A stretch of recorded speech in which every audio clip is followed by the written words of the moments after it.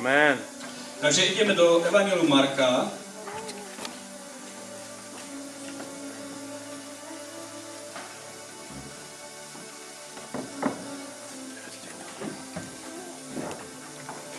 Jedenásta kapitola.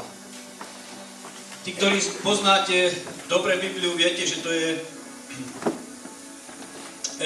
to je kapitola o viere, ale ja sa chcem sústrediť o trošku bližšie a budeme čítať od 11. verša. Potom vošiel do Jeruzaléma, do chrámu, a keď si všetko pozrel, išiel s 12 do Betánie, lebo už bolo neskoro. Keď na druhý deň vyšli z Betánie, vyhľadol. Uzrúc zďaleka listnatý fíkovník, podišiel k nemu, či by na ňom niečo nenašiel. Ale keď prišiel tam, nenašiel nič, iba listie, lebo nebol čas fík.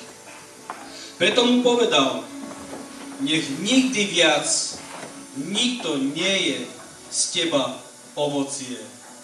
Počuli to aj jeho učeníci. Amen. To je zvláštne téma, lebo tu je napísané o tom, že Pán Ježiš videl z diaľky, videl fíkovník, ktorý z diaľky Pán Ježiš rozpoznal, že bol veľký a mal strašne veľa listov. A je napísané, že on vyhľadol a že videl ten fíkovník, tak je napísané, že on si myslel, že tam nájde niečo, čo by sa najedol. Ale Biblia hovorí, ďalej pokračuje, hovorí, že nebol čas fíku. To znamená, že ešte tá doba, kedy ten fíkovník by mal priniesť ovocie, tí fíky, ešte nebol ten čas. A predstav si, že Ježiš je Boh, on je Syn Boží a on z diaľky vidí ten strom a on príde k tomu stromu, on očakáva, že tam je ovocie, ale nie je čas fíku, nebol čas ovocie. A Ježiš pozrel, nebolo žiadne ovocie a on povedal, nech z teba nikto už viacej nie je ovocie. A ten strom, keď čítame ďalej, na druhý deň, alebo do druhého dňa on vyschol.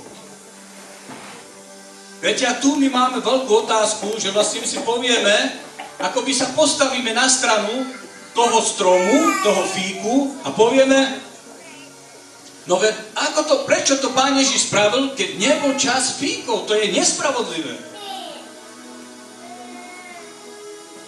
Amen? Rozumiete, ako ľuďom nám to prebehne takáto myšlienka, že povieme, je to voči tomu stromu, je to nefér zo strany Ježiša Krista.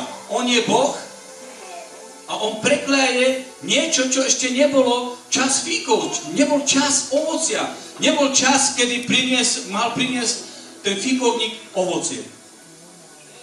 Viete, ale my málo vieme o tomto stromu. Preto táto myšlienka príde. Vieš prečo? Lebo nevieme o tomto stromu pravdu.